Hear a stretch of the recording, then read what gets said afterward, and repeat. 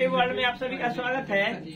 आते हैं मैथ के नेक्स्ट चैप्टर प्रतिशत के साथ। प्रतिशत का मतलब क्या होता है? सबसे पहले प्रतिशत का कॉन्सेप्ट आप समझेंगे। प्रतिशत होता है आउट ऑफ 100, यानी 100 में से जितना भाग हम चुनेंगे उसी को प्रतिशत कहते हैं।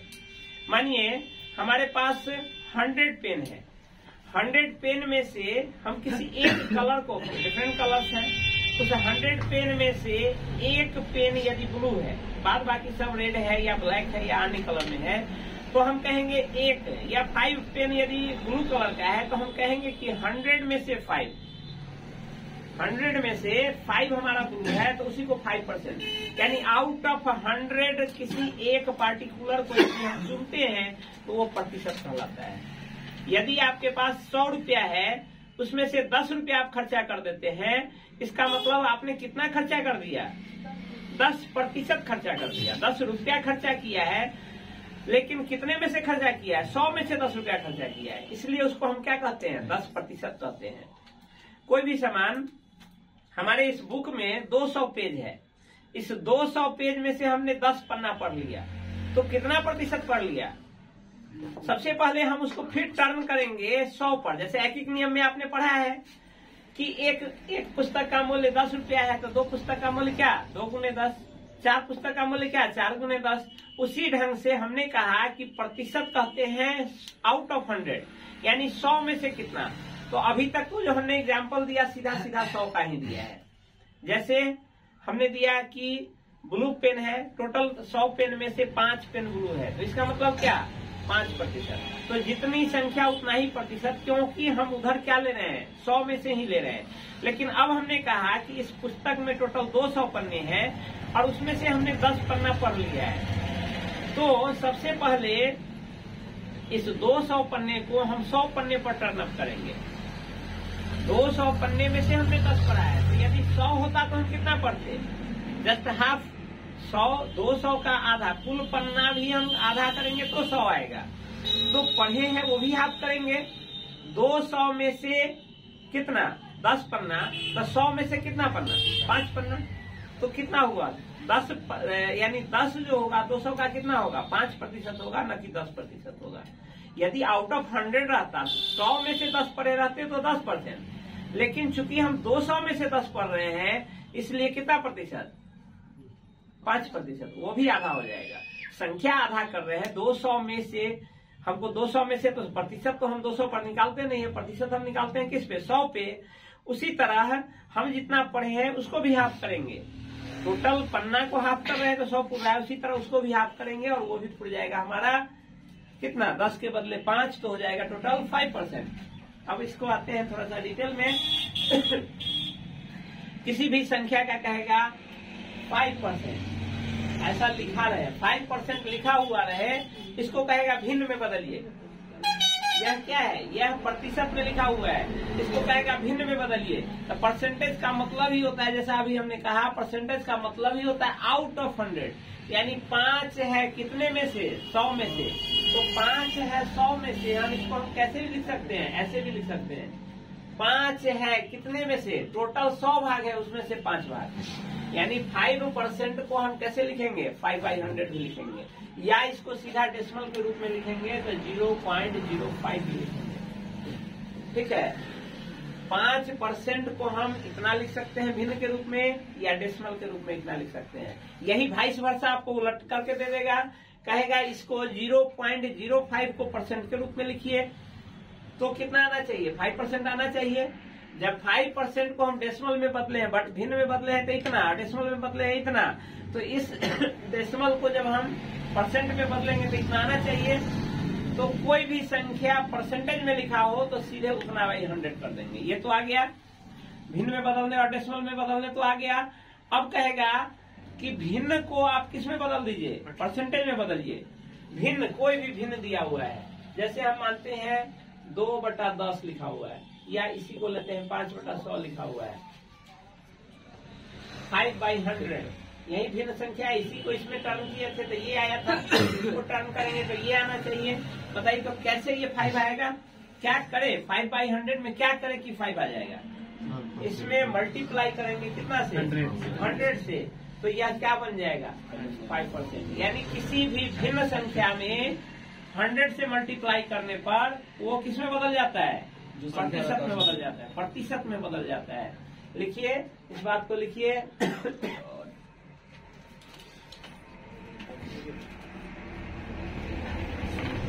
प्रतिशत को भिन्न में बदलने पर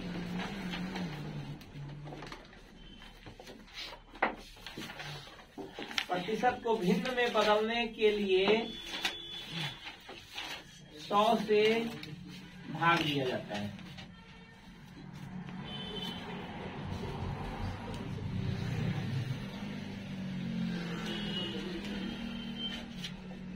उसी का ठीक उल्टा भिन्न को प्रतिशत में बदलने के लिए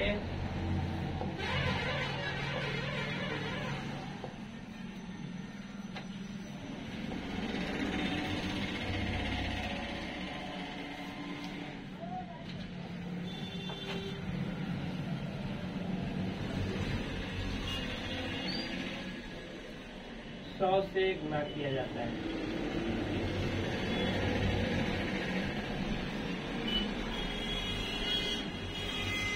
जिसका एग्जाम्पल आपका ऊपर लिखा हुआ है। इसका एग्जाम्पल ये है और इसका एग्जाम्पल ये है।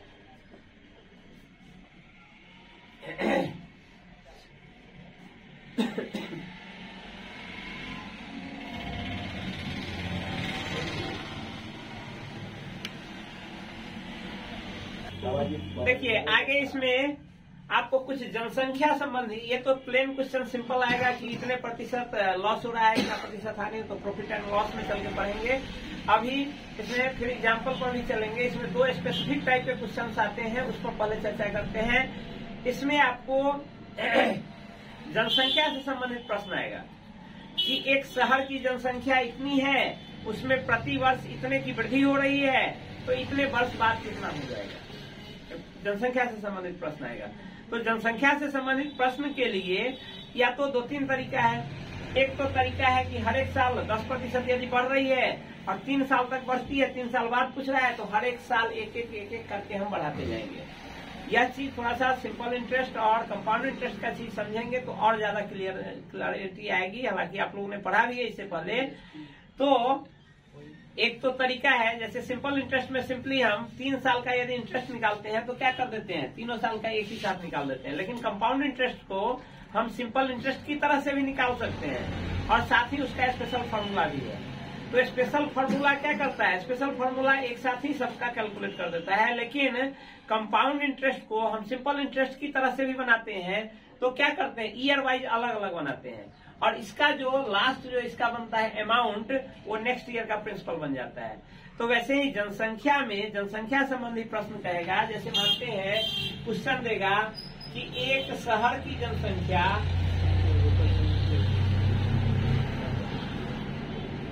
एक शहर की जनसंख्या 1000 है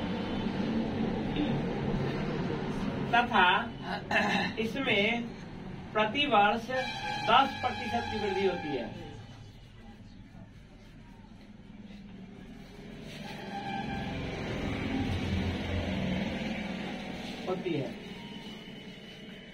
तो 3 वर्ष बाद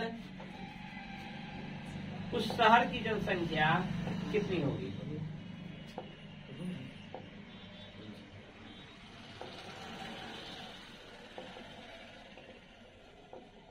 अब देखिए इसमें 2 चीज को समेटे हुए हैं।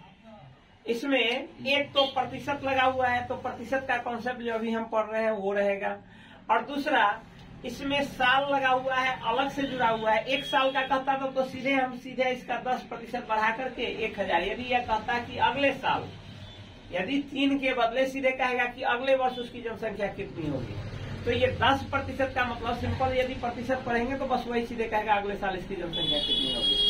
तो 10% का मतलब क्या हुआ, 100 आदमी से 110 आदमी बन जाता है। यदि इसकी जनसंख्या 100 रहती तो साल के अंत में कितनी हो जाती, 10% का मतलब, प्रतिशत का मतलब अभी हमने बताया आउट ऑफ 100, यानी 10 बढ़ता है कितने में, 100 में। तो 100 तो पहले से है या 10 बढ़ गया, तो कुल की जनसंख्या कितनी हो गई, 110। तो हमको 100 पर तो निकालना है, हमको हमारी जनसंख्या तो 1000 है। तो देखिए यह इसका कितना टाइम है, 10 टाइम्स है। तो यहाँ ये भी इसका क्या हो जाएगा, 10 टाइम्स हो जाएगा। एक नियम से, यूनिटरी मेथड से यह 100 से बढ़कर 1000 हो गया। 100 में 10 बढ़ता है, तो 1000 में कितना बढ़ेगा, 100 बढ़ेगा। तो 1000 प्लस 100 कितना, 1100। या सीधा इसका करिए, 100 गुने 10 बराबर 1000। तो 110 गुने 10 बराबर 1100। यानी 1 साल का केवल पूछता तो इतना हो जाता, 1100 हो जाता। तो क्या 3 साल में सीधे इसे 3 से गुना कर दें, नहीं होगा। ऐसा इसलिए नहीं होगा कि हर एक साल जनसंख्या जो बढ़ती है वो किससे बढ़ती है, वो सिंपल इंटरेस्ट से नहीं बढ़ती है, वो कंपाउंड इंटरेस्ट से बढ़ती है। ऐसा इसलिए कि 2023 आज है, तो 2023 में कुछ बच्चे ऐसे होंगे जो एडल्ट की कैटेगरी में आ जाएगा अगले साल, तो वो भी तो, उसका भी तो जनसंख्या बढ़ेगा। तो इस ढंग से उसको हम कंपाउंड इंटरेस्ट के तौर पर बढ़ाते हैं। और यदि 3 साल का रहा है तो हर एक साल यदि हम सिंपल इंटरेस्ट की तरफ बढ़ावे तो प्रत्येक साल 1, 2 और 3 स्टेज में इसको बढ़ाएंगे। यहाँ जो 1100 आ गया, अगले साल इस 1100 पर फिर 10% कैलकुलेट करेंगे। 1100 गुने 10/100 अब प्लस 1100, चूंकि पहली का जनसंख्या जो है वो 1100 तो रहेगा ही, ये तो 10% वाला निकलेगा। 1100 पहले से जो जनसंख्या है वो रहेगा ही, ये जुड़ करके कितना हो जाएगा, 110। इसमें फिर से जुड़ जाएगा 1100 में 110, कितना हो जाएगा, ये हो जाएगा आपका 1210 या 1210। अगले साल इस 1210 में फिर से 10% की वृद्धि, तो 1210 में 10% की वृद्धि, इसका मतलब 1210 प्लस 1210 का 10%, 10/10% का मतलब होता है 10/100। फिर 00 से 00 कटा दीजिए, यानी 1210 में 121 और जुड़ जाएगा, कितना हो जाएगा, 1331, यह हो गया 1331। आखिर 3 ईयर के बाद उस शहर की जनसंख्या कितनी हो जाएगी, 1331 हो जाएगी। या ये तो हुआ स्टेप बाय स्टेप, तीनों साल का अलग अलग बनाए। तब इसको हम एक सिंपल जो कंपाउंड इंटरेस्ट का फॉर्मूला है, हम जानते हैं कि कंपाउंड इंटरेस्ट का फॉर्मूला क्या होता है। कंपाउंड इंटरेस्ट बराबर होता है A = P × 1 + R/100 T। तो इसमें A क्या होगा, 3 वर्ष बाद जो जनसंख्या है, अमाउंट बराबर क्या होगा, 3 वर्ष बाद जो जनसंख्या है हमारी वो अमाउंट हो जाएगा 1331। तो यह आपका नहीं 1331, तो अभी हम एक मेथड से निकाल लिए हैं, तब ना हमको तो वही निकालना ही है, अभी तो पता ही नहीं है। एक मेथड से हमने निकाला है, अब दूसरे मेथड से इसे निकालते हैं। तो P क्या होगा, सबसे प्रारंभ में जनसंख्या कितनी है, 1000। R क्या होगा, किस रेट से बढ़ रही है, प्रति वर्ष कितनी रेट से बढ़ रही है। और T क्या होगा, कितने साल बाद हमसे पूछा जा रहा है। बस हम इसको इस रूप से भी बना सकते हैं। तो यहाँ हो जाएगा कितना, 1000 × 1 + R है कितना, 10% R⁴ कितना, कितने साल बाद, 3 साल बाद। तो ये कितना हो गया आपका, यहाँ कटा दीजिए, 1/10 हो जाएगा, = 1000 × ये जोड़ेंगे तो कितना होगा, 11/10। R⁴ है, यानी 11/10 × 11/10 × 11/10। ये जोड़ेंगे अंदर तो 11/10 होगा। इसका पावर क्यूब है इसलिए उसको गुना 3 बार कर दिए। ये 3 0 से ये 3 0 हमारा कैंसिल, और 11 × 11 × 11 बराबर क्या होता है, 1331, 1331, 3 साल बाद। यानी सिंपल, यदि जनसंख्या का प्रश्न पूछता है आगे की तरफ है तो आप सिंपल क्या करेंगे, उसमें कंपाउंड इंटरेस्ट का फॉर्मूला डाल करके और उसको बना देंगे, वो निकल जाएगा।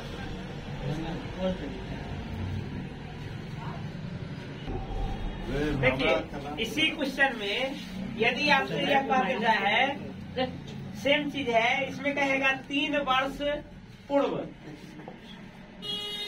उस शहर की जनसंख्या कितनी होगी। तो आपको कुछ नहीं करना है, यहाँ क्या हुआ है, वर्ष केवल बदला है, वर्ष केवल चेंज हुआ है, टाइमिंग केवल अंतर हुआ है, बाद बाकी सब चीज तो सेम ही है। तो आप क्या करेंगे, टाइम जो है यदि पॉजिटिव में है t तो +3, और हम क्या कर रहे हैं माइनस जाने पीछे की तरफ जाने के लिए, तो पीछे का टाइम क्या होगा -3। बस आपको कुछ नहीं करना है, ये टाइम क्या होगा निगेटिव हो जाएगा। टाइम आप निगेटिव करेंगे, अब सोचा समझा क्वेश्चन नहीं है, डेसिमल में भले ही जाए, लेकिन टाइम जैसे ही निगेटिव करेंगे वो आपका ये बन जाएगा, आपका ये क्या हो जाएगा बट्टा में आएगा आंसर। लेकिन कॉन्सेप्ट यही है, वो सोचा क्वेश्चन ऐसा नहीं देता है जो कि डेसिमल में जाएगा, क्योंकि जनसंख्या कभी डेसिमल में नहीं जाती है।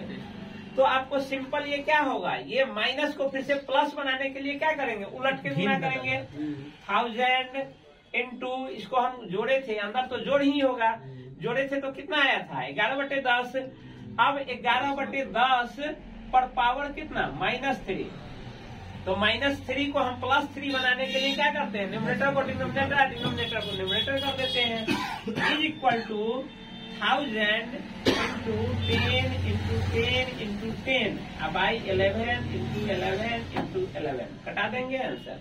हालांकि यहाँ पूर्ण संख्या नहीं आएगा, लेकिन वो सोचा हुआ क्वेश्चन रहेगा, उस तरह से आप करेंगे, वो पूरा का पूरा संख्या है। कॉन्सेप्ट ये है। इसके अलावे इसी संख्या में एक और काम कर सकता है, पूर्व के बदले हम यहाँ बाद ही करते हैं, बाद करते हैं, लेकिन यहाँ वृद्धि के जगह आपको क्या दे देगा, घटोत्तरी या कमी, कमी होती है 10% प्रति वर्ष कमी होती है, तब कहेगा 3 वर्ष बाद।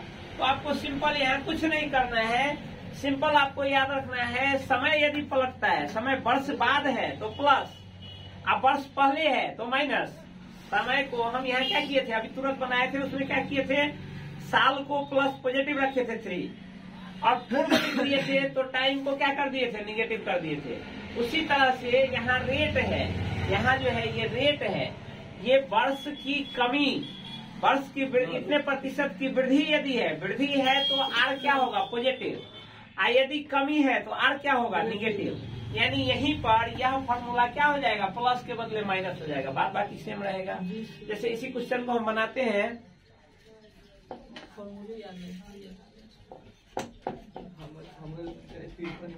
तो फॉर्मूला आपका सेम रहेगा, A is equal to P into 1 plus R/100 to the power T।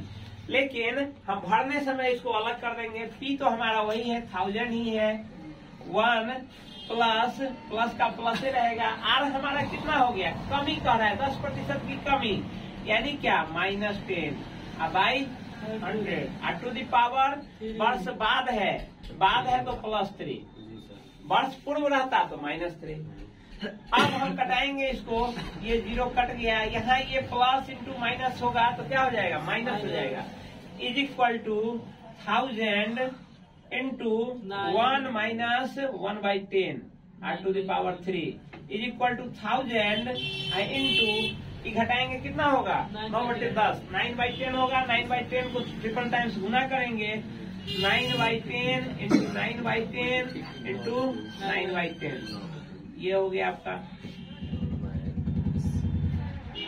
ये गुना करेंगे कितना होगा 729, ये हो गया आपका। यदि 10% की प्रति वर्ष घटोत्तरी हो तो आपका ये आंसर निकलेगा। तो इस आधार पर आप देख लीजिए कि यदि इससे संबंधित पॉपुलेशन से संबंधित, हाँ इसमें एक टाइप का और क्वेश्चन आता है, यदि 3 वर्ष हम कह दिए, 3 वर्ष का रेट ऑफ इंटरेस्ट जो है, रेट ऑफ इंटरेस्ट का है या वृद्धि का है या घटोत्तरी का है, अलग अलग ऐसा कह दे, इसी क्वेश्चन में सब चीज ठीक है, लेकिन कहेगा पहले वर्ष 10% की वृद्धि होती है, 10% की, थोड़ा सा बदलते हैं क्वेश्चन,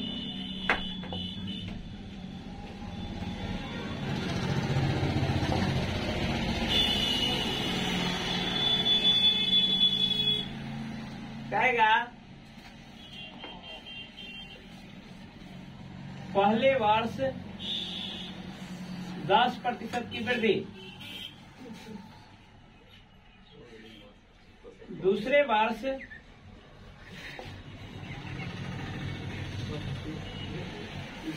20% की वृद्धि, तथा तीसरे वर्ष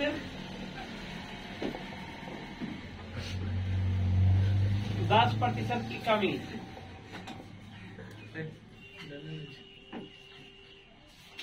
जाती है तो 3 वर्ष बाद जनसंख्या कितनी होगी। अब क्या करेंगे,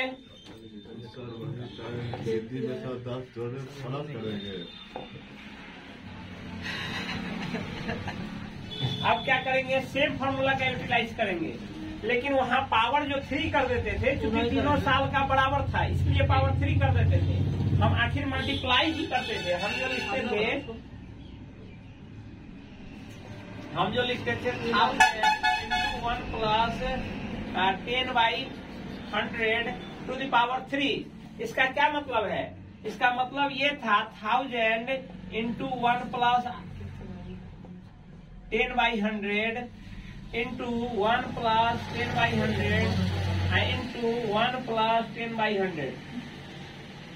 ये 3 साल के लिए, हम 3 साल का निकालते थे, समान था तो यही लिखते थे। ये पहले साल के लिए, ये दूसरे साल के लिए, तीसरे साल के लिए। चूंकि तीनों साल की राशि सेम है इसलिए पावर 3 कर देते थे। अब इस क्वेश्चन में हमारा तीनों साल का राशि सेम नहीं है।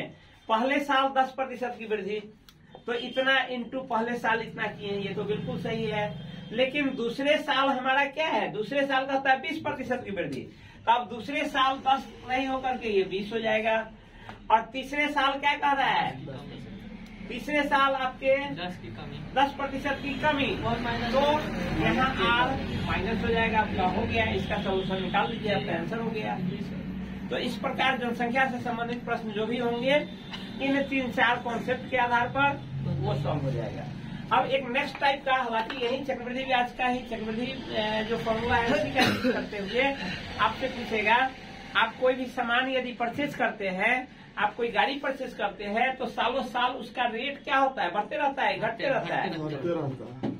एक्चुअल रेट, कंपनी का रेट बढ़ते रहता है, लेकिन खरीद लेने के बाद यदि हम उसको रीसेल करना चाहते हैं तो उसका रेट ये डिटोरिएट होता है, डेप्रिसिएशन होता है, उसमें घटते रहता है। आप उसका यदि बीमा कराते हैं तो उसका आप बीमा कराते हैं तो बीमा में, इंश्योरेंस में आपको देखिएगा हर एक साल कुछ राशि घटा करके और तब उसका इंश्योरेंस किया जाता है।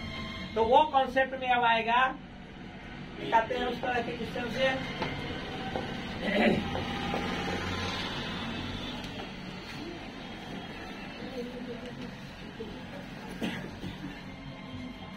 किसी मशीन का मूल्य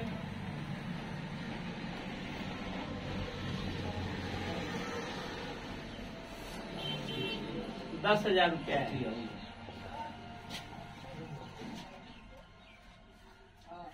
10,000 रुपया है, उसमें 10% प्रतिवर्ष का अवमूल्यन होता है। तो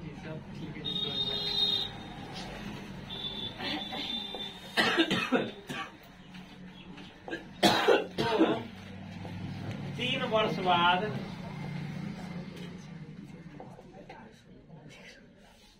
उसकी कीमत कितनी होगी।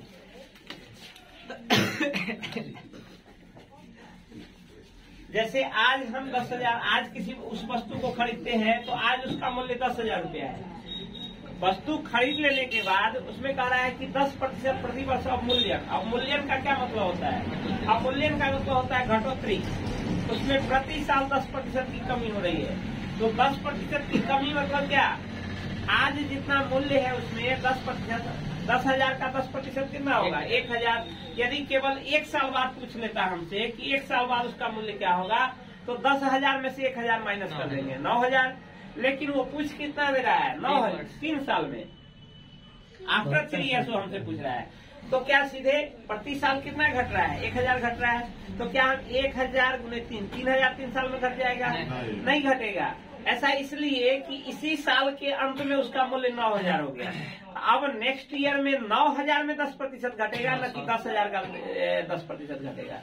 10,000 का 10% 1,000 होता है, लेकिन 9,000 का 10% तो 900 ही होगा। तो नेक्स्ट ईयर 9,000 माइनस 900 यानी 8100 रुपया होगा। इस घटोत्तरी के कारण उसका हम ओवरऑल एक घटोत्तरी निकाल के और 3 से गुना करके आंसर नहीं बना सकते हैं। तो जस्ट वही आपका फिर से कंपाउंड इंटरेस्ट वाला फॉर्मूला हो गया।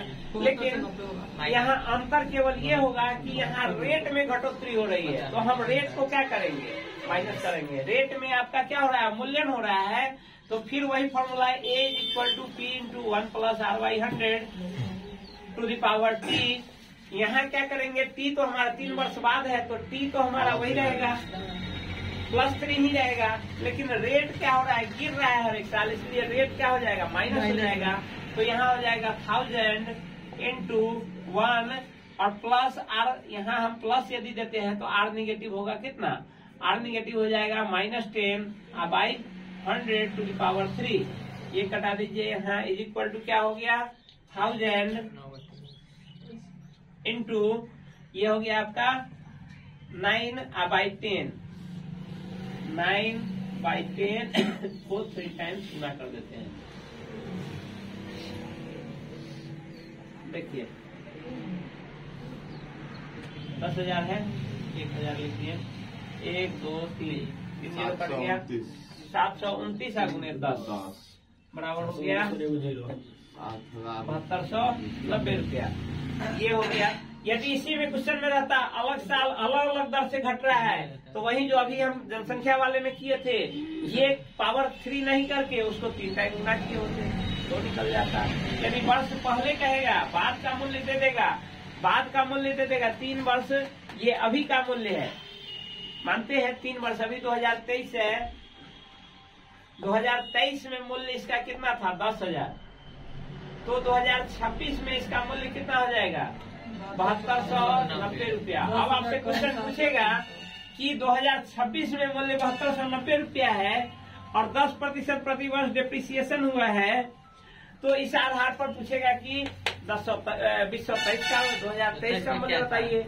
यानी वर्ष पूर्व पूछ रहा है फिर से हमसे, तो क्या कर देंगे हम, फिर से हमारा टाइम क्या हो जाएगा, टाइम नेगेटिव हो जाएगा। टाइम नेगेटिव होगा तो फिर से निकालेंगे तो हमारा आंसर उतना प्राप्त हो जाएगा। बस केवल इस कॉन्सेप्ट को याद रखिए कि यदि साल आगे जा रहा है तो साल को प्लस, यदि साल पीछे जा रहा है तो साल को माइनस, यदि रेट बढ़ रहा है तो आर को प्लस, यदि रेट घट रहा है तो आर को माइनस। बस फॉर्मूला एक ही रहेगा, इसी का यूटिलाइज करते हुए चाहे जनसंख्या संबंधी प्रश्न हो, चाहे आपके डिप्रिसिएशन या उसकी बढ़ोतरी घटोतरी से संबंधित प्रश्न हो, तो इसी को लगाते हुए हम उसका ये बनाएंगे। अब थोड़ा सा बेसिक कॉन्सेप्ट और देना चाहेंगे, जैसे नोट हो गया टोटल, जाते हैं। अब बेसिक कॉन्सेप्ट थोड़ा सा शॉर्ट मेथड्स में आएंगे कि यदि किसी का परसेंटेज निकालना हो तो हम कैसे किसमें क्या करते हैं, उसको हम थोड़ा सा देखते हैं। जैसे कहेगा किसी भी चीज में 10% की बढ़ोतरी, इसका क्या मतलब होता है, 10% की बढ़ोतरी का मतलब होता है वह संख्या खुद आप प्लस उसी का 10%। हम कहेंगे x, कहेंगे कि किसी संख्या में 10% की बढ़ोतरी, संख्या हम x मानते हैं, x में समझो इस बात को, x में 10% की बढ़ोतरी या एक दूसरी संख्या का एक दूसरा क्वेश्चन कहता है x का 10%, दोनों क्या सेम चीज है या अलग चीज? अलग चीज है। यह तो सिंपल इसका यूटिलाइज इसमें होगा, लेकिन यह सेम चीज नहीं है। यह कहता है x का 10%, किसी का 10%, इसका मतलब वो यह गुने 10/100 बराबर क्या हो जाएगा, यानी इसका 10वां भाग, यानी .x भी आप कह सकते हैं। ठीक है। अब x में 10% की बढ़ोतरी, ये है x का 10% और ये है x में 10% की बढ़ोतरी। x में 10% बढ़ोतरी मतलब वो x खुद प्लस इसका 10%। x खुद, इसमें x खुद नहीं है, इसमें केवल उसका 10% यानी 10वां भाग है। ये x का क्या है, 10वां भाग है, लेकिन ये क्या है, x का 10वां भाग नहीं है, x खुद है और उसके अलावे 10वां भाग है। ये बराबर होगा आपको x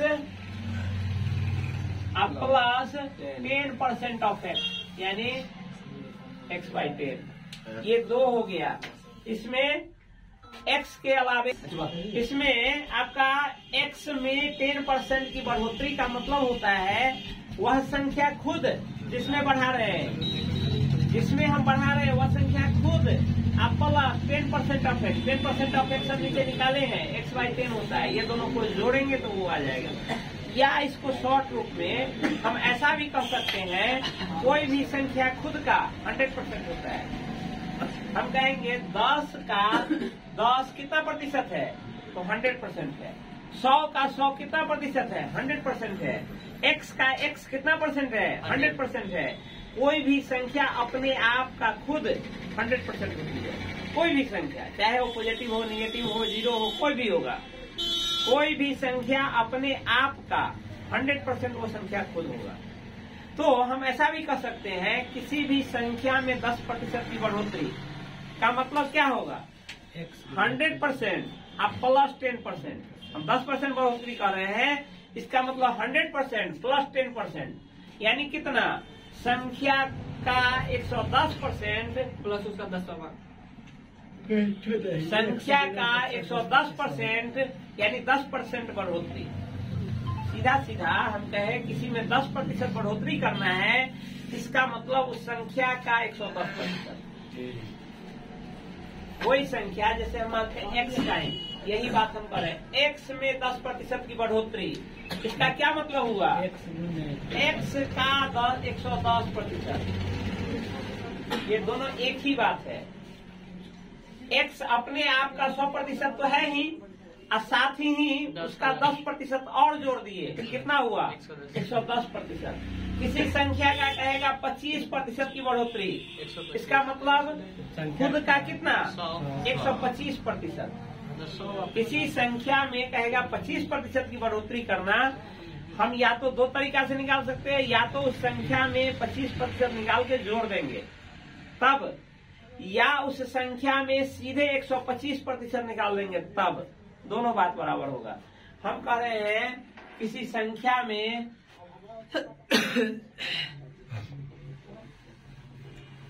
25% की बढ़ोतरी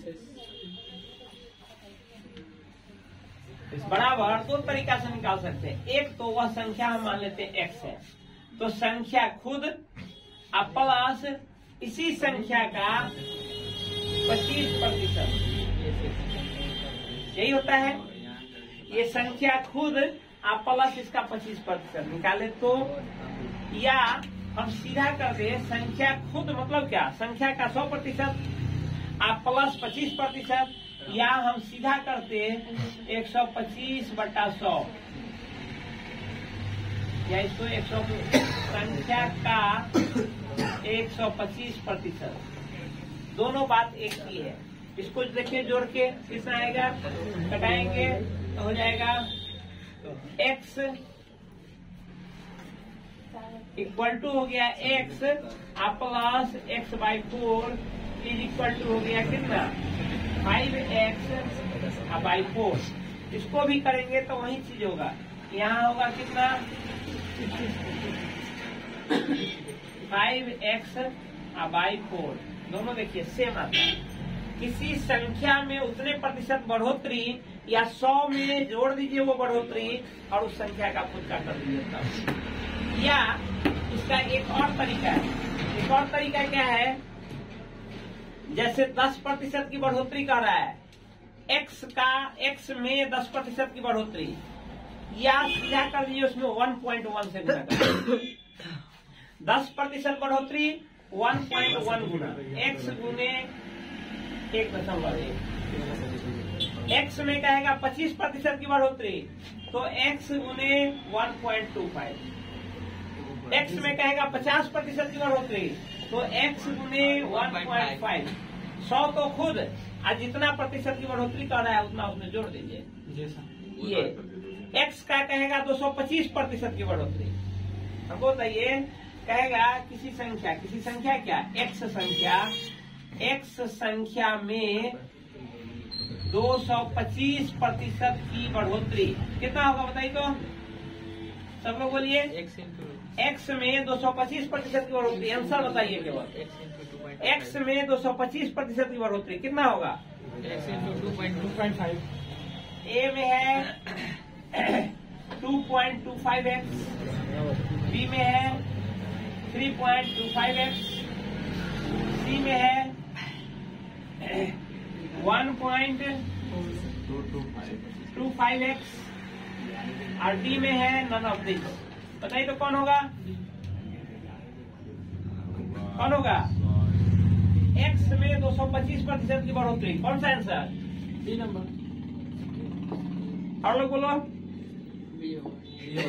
क्योंकि 100 तो उसका खुद का होगा, x का 100% तो x खुद होगा, 100% अब प्लस 225% अब बाई 100, ये हुआ कितना?